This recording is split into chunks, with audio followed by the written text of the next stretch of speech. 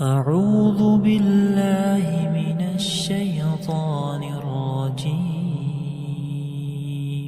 بسم الله الرحمن الرحيم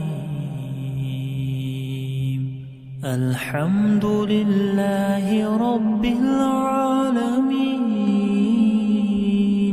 الرحمن الرحيم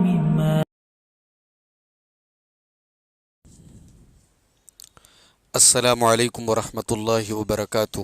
الحمد للہ رب العالمین والصلاة والسلام علی سید الانبیاء والمرسلین وعلی آلہ وصحبہ اجمعین، اما بعد۔ محترم ناظرین، قرآن مجید کے 14ویں پارے کی تفسیر چل رہی ہے۔ پچھلے درس میں آپ نے سورۃ النحل کی آیت نمبر 93 تک کی تفسیر سماعت کی تھی۔ آئیے آگے بڑھتے ہیں۔ اعوذ باللہ من الشیطان الرجیم وَلَا تَتَّخِذُوا أَيْمَانَكُمْ دَخَلًا بَيْنَكُمْ فَتَزِلَّ قَدَمٌ بَعْدَ ثُبُوتِهَا، کہ اپنی قسموں کو آپس میں فساد کا ذریعہ نہ بناؤ۔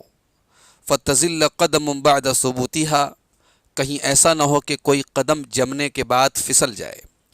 وَتَذُوقُوا السُّوءَ بِمَا صَدَدتُّمْ عَنْ سَبِيلِ اللَّهِ، اور تم اللہ کے راستے سے روکنے کی وجہ سے برے انجام اور بری سزا کا مزہ تم چکھو۔ وَلَكُمْ عَذَابٌ عَظِيمٌ، اور تمہارے لیے بڑا عذاب ہو۔ یہاں اہل ایمان کو دوبارہ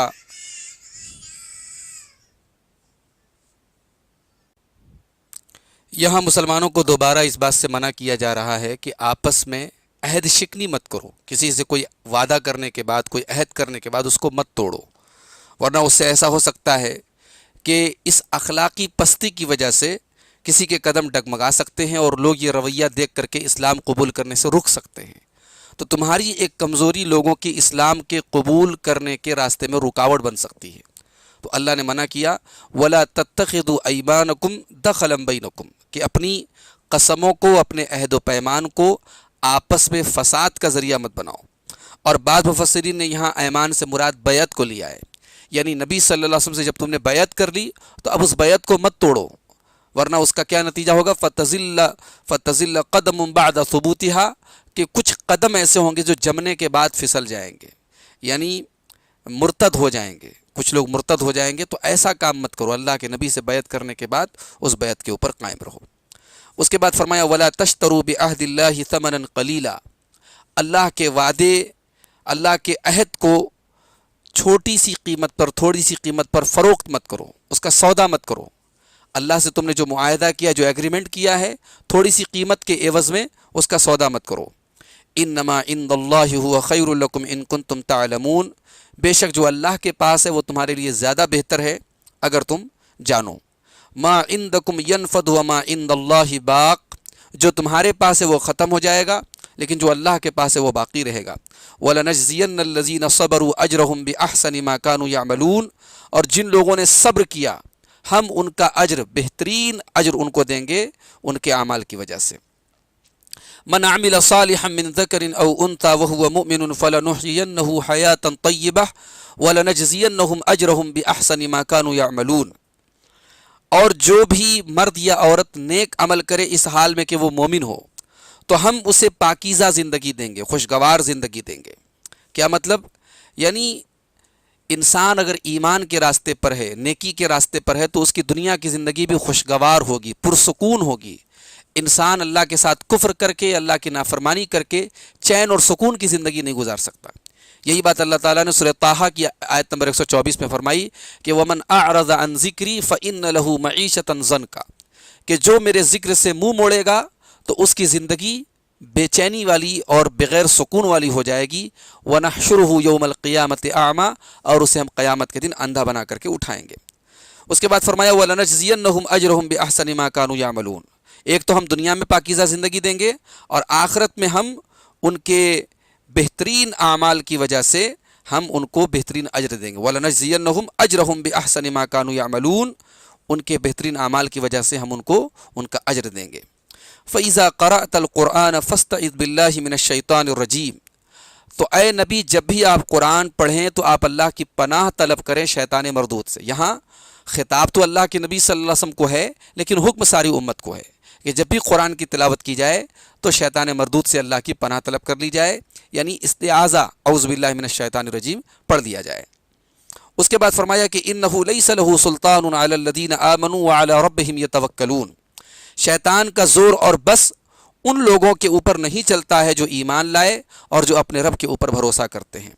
انما سلطانہ علی الذین یتولونہ والذین ہم بہ مشرکون، شیطان کا زور ان لوگوں کے اوپر چلتا ہے جو شیطان کو اپنا دوست بناتے ہیں اور جو اللہ کے ساتھ شرک کرتے ہیں۔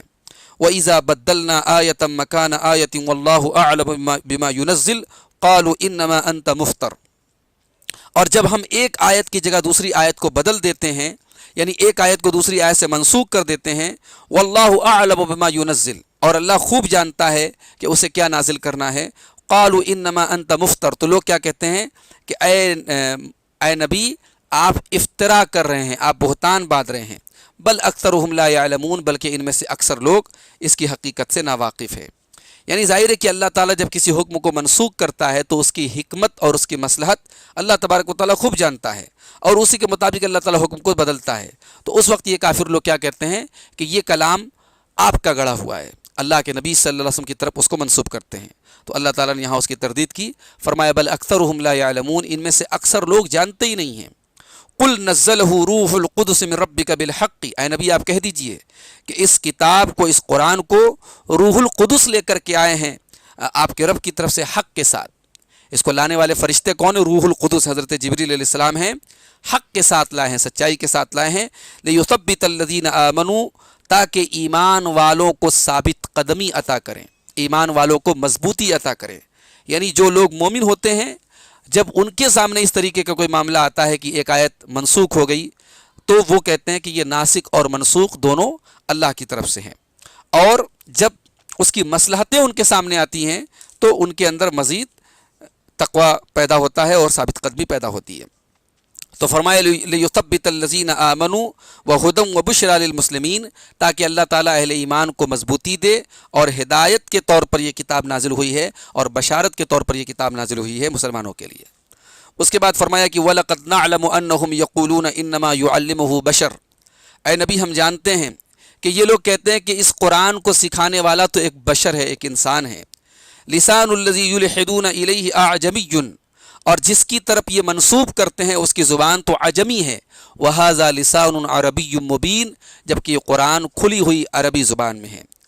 اللہ کے نبی کے پاس بعض غلام آئے جو تورات اور انجیل سے واقف تھے، وہ پہلے عیسائی یا یہودی تھے، انہوں نے اسلام قبول کیا اور ان کی زبان بھی عربی نہیں تھی۔ تو مکہ والے کیا کہتے تھے مشرکین کہ محمد صلی اللہ علیہ وسلم کو قرآن انہی غلاموں نے سکھایا ہے۔ تو یہاں اللہ تعالیٰ نے اس کی تردید کی کہ وہ غلام جن کی زبان بھی عربی نہیں ہے، اتنی فصیح و بلیغ عربی زبان میں، کہ جس قرآن کے ذریعے اللہ تعالیٰ نے چیلنج دیا تمام اہل عرب کو کہ تم اس کتاب کا کہ جیسی ایک آیت نہیں بنا سکتے، تو تم ایک عجمی غلام کی طرف منسوب کرتے ہو اس کلام کو۔ ان الذین لا یؤمنون بآیات اللہ لا یہدیہم اللہ ولہم عذاب علیم، بے شک جو لوگ اللہ کی آیتوں پر ایمان نہیں رکھتے اللہ ان کو ہدایت نہیں دے گا اور ان کے لیے دردناک عذاب ہوگا۔ انما یفتر الکذب الذین لا یؤمنون بآیات اللہ واولئک هم الکاذبون، بے شک جھوٹ وہی لوگ گڑتے ہیں جو اللہ کی آیتوں پر ایمان نہیں رکھتے ہیں، اور جو واولئک هم الکاذبون، اور وہ خود جھوٹے ہیں۔ من کفر باللہ من بعد ایمانہ، جو انسان اللہ کے ساتھ کفر کا راستہ اپناتا ہے ایمان لانے کے بعد، یعنی حقیقت میں جھوٹے اور مکار وہ لوگ ہیں جو ایمان لانے کے بعد اللہ کے ساتھ کفر کرتے ہیں۔ الا من اکرہ، سوائے اس انسان کے جس کو مجبور کر دیا جائے، وقلبہ مطمئن بالایمان، اور اس کا دل ایمان کے اوپر مطمئن ہو۔ علماء کا اس بات پر اجماع ہے کہ اگر کسی انسان کو مجبور کر دیا جائے اور وہ اپنی جان بچانے کے لیے اپنی زبان سے یا اپنے عمل سے کوئی کفر کا کام کر لے یا کوئی کفر کی بات کہہ دے، اس حال میں کہ اس کا دل ایمان کے اوپر مطمئن ہو، تو ایسا شخص کافر نہیں ہوگا، اور نہ اس کی بیوی اس سے جدا ہوگی، اور نہ اس کے اوپر کفر کے احکام لاگو ہوں گے۔ قرآن کریم کی یہ آیت اس طریقے کے ایکسیپشنل حالات کی وضاحت کرتی ہے۔ الا من اکرہ وقلبہ مطمئن بالایمان، جس کو مجبور کیا جائے اور اس کا دل ایمان کے اوپر مطمئن ہو۔ ولیکن من شرح بالکفر صدرا فعلیہم غضب من اللہ، لیکن جو کھلے دل سے کفر کرے اور کفر کا اعلان کرے، فعلیہم غضب من اللہ، تو انہی لوگوں پر اللہ کا غضب ہے. وَلَهُمْ عَذَابٌ عَظِيمٌ اور ان کے لیے بڑا عذاب ہے. ذَلِكَ بِأَنَّهُمْ اسْتَحَبُّوا الْحَيَاةَ الدُّنْيَا عَلَى الْآخِرَةِ. اس کی وجہ یہ ہے کہ ان لوگوں نے آخرت کے اوپر دنیا کی زندگی کو ترجیح دی ہے. وَأَنَّ اللَّهَ لَا يَهْدِي الْقَوْمَ الْكَافِرِينَ اور اللہ تعالیٰ کافروں کو ہدایت نہیں دیتا ہے. یہاں اللہ تعالیٰ نے ارتداد کی، اسلام لانے کے بعد لوگ مرتد کیوں ہوتے ہیں اس کی ایک وجہ بتائی کہ دنیا کی زندگی کو ترجیح دینا، دنیاوی مفاد ان کے پیش نظر ہوتا ہے. ورنہ جس کو اپنی آخرت بھلی ہوگی وہ کبھی اپنے ایمان کا سودا نہیں کرے گا، اور ایمان لانے کے بعد وہ کبھی بھی مرتد نہیں ہوگا. اولئک الذین طبع اللہ علی قلوبہم وسمعہم وابصارہم. یہی وہ لوگ ہیں جن کے دلوں پر اللہ نے مہر لگائی، جن کے کانوں پر اللہ نے مہر لگائی، اور جن کی آنکھوں پر اللہ نے مہر لگائی. واولئک هم الغافلون اور یہی وہ لوگ ہیں جو غافل ہیں. لا جرم انہم فی الآخرۃ هم الخاسرون. اس میں کوئی شک نہیں کہ یہی لوگ آخرت میں خسارہ اٹھانے والے ہیں. ثم ان ربک للذین ہاجروا من بعد ما فتنوا ثم جاہدوا وصبروا ان ربک من بعدها لغفور الرحیم. پھر بے شک آپ کا رب ان لوگوں کے لیے جنہوں نے ہجرت کی اس کے بعد کہ انہیں آزمایا گیا، انہیں طرح طرح کی تکلیفوں میں ڈالا گیا، اور اس کے بعد انہوں نے ہجرت کی. ثم جاہدوا پھر انہوں نے جہاد کیا، وصبروا اور صبر کیا. ان ربک من بعدها لغفور الرحیم. بے شک آپ کا رب ان سب کے بعد ان کو معاف کرنے والا، رحم کرنے والا ہے. یہاں اللہ تعالیٰ نے مکہ کے ان مسلمانوں کا ذکر کیا جو کمزور تھے، ستائے جاتے تھے، اور اسلام قبول کرنے کی وجہ سے ان کے اوپر بڑے ظلم ڈھائے جاتے تھے. پھر انہوں نے پہلے حبشہ کی طرف ہجرت کی، اور پھر اپنے دین اور ایمان کو بچانے کے لیے مدینہ کی طرف ہجرت کی. تو ان کے عظیم اجر کا اللہ تعالیٰ نے یہاں ذکر کیا کہ اللہ تعالیٰ نے جو ہے ان کو معاف کر دیا، ان کی پچھلی تمام خطاؤں کو، اور اب اللہ تعالیٰ نے ان کو جنت عطا فرمائی. اس کے بعد فرمایا یوم تأتی کل نفس تجادل عن نفسها وتوفى كل نفس ما عملت وهم لا يظلمون. جس دن ہر نفس آئے گا تجادل عن نفسها، اپنے نفس کے لیے لڑتا ہوا آئے گا. یعنی قیامت کے دن کوئی کسی کا وکیل نہیں ہوگا، کوئی کسی کی حمایت نہیں کرے گا. انسان اپنے بارے میں خود حجت کرے گا، اپنے بارے میں خود بحث کرے گا. یوم تأتی کل نفس تجادل عن نفسها، جس دن ہر نفس اس حال میں آئے گا کہ اپنے نفس کی طرف سے وہ لڑے گا، اپنے نفس کی طرف سے وہ بحث کرے گا.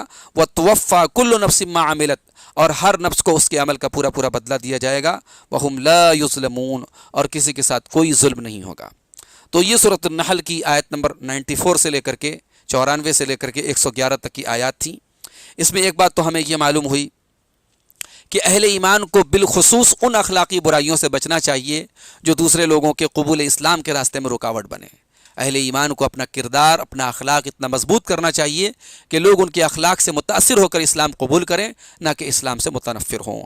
ایک بات یہ بھی معلوم ہوئی کہ ایمان اور عمل صالح اس کے نتیجے میں آخرت تو بہتر ہوگی ہی ہوگی، دنیا کی زندگی بھی خوشگوار ہو جائے گی، پرسکون ہو جائے گی. یہ بھی معلوم ہوا کہ قرآن کریم کی تلاوت کے وقت استعاذہ ضروری ہے. اعوذ باللہ من الشیطان الرجیم پڑھنے کے بعد ہی قرآن کی تلاوت کرنی چاہیے. ایک بات یہ بھی پتہ لگی کہ توکل علی اللہ کی صفت جس کے اندر پیدا ہو جائے، شیطان کا اس کے اوپر زور نہیں چلتا. جو اللہ کی ذات پر مکمل بھروسہ کر لے، اللہ کی ذات پر اعتماد اور یقین کر لے، شیطان کا اس کے اوپر کوئی بس نہیں چل سکتا. ایک بات یہ بھی معلوم ہوئی کہ قرآن میں نسخ کا ثبوت ملتا ہے. قرآن کی کچھ آیتیں منسوخ ہیں، اور وہ منسوخ کیوں ہوئی اس میں اللہ تعالیٰ کی طرف سے بہت ساری حکمتیں ہیں، اور ان حکمتوں کو جاننے کے بعد اہل ایمان جو ہے ہمیشہ ان کے ایمان میں اور اضافہ ہوتا ہے. ایک بات یہ بھی معلوم ہوئی کہ حضرت جبریل کا ایک لقب روح القدس ہے، اور وہ قرآن کو اللہ کے نبی کے پاس لانے والے پیامبر ہیں، ان کا بڑا اونچا مقام ہے. ایک حکمت پتہ لگی قرآن کی جو آیات یا احکام جو منسوخ ہیں ان کی ایک حکمت یہ بھی ہے اہل ایمان کے ایمان کو جانچا جائے اور ان کا ایمان اور مضبوط ہو جائے، ان کے ایمان کو ثبات اور استقامت ان کو نصیب ہو. اسی طریقے سے ایک بات یہ بھی معلوم ہوئی کہ قرآن کریم یہ عربی زبان میں ہے، اور عربی بھی کیسی عربی یہ مبین میں ہے. تو کوئی غیر عربی داں اس قرآن کو کیسے لا سکتا ہے؟ اس قرآن کا معلم کوئی غیر عربی داں کیسے ہو سکتا ہے؟ یہ قرآن عربی مبین کے اندر ہے. کلمہ کفر کے اوپر اگر کسی کو مجبور کر دیا جائے تو وہ انشاءاللہ گنہگار نہیں ہوگا، شرط یہ ہے کہ اس کا دل ایمان کے اوپر مطمئن ہو. ارتداد کے بارے میں ایک بات یہ معلوم ہوئی کہ جو انسان مرتد ہوتا ہے دنیا میں بھی اس کے لیے ذلت و رسوائی ہے، آخرت میں بھی اس کے لیے دردناک عذاب ہے. اور آخری بات یہ معلوم ہے کہ قیامت کے دن ہر شخص اپنا مقدمہ خود لڑے گا، وہاں کوئی کسی کا وکیل اور حمایتی نہیں ہوگا. وآخر دعوانا ان الحمد للہ رب العالمین.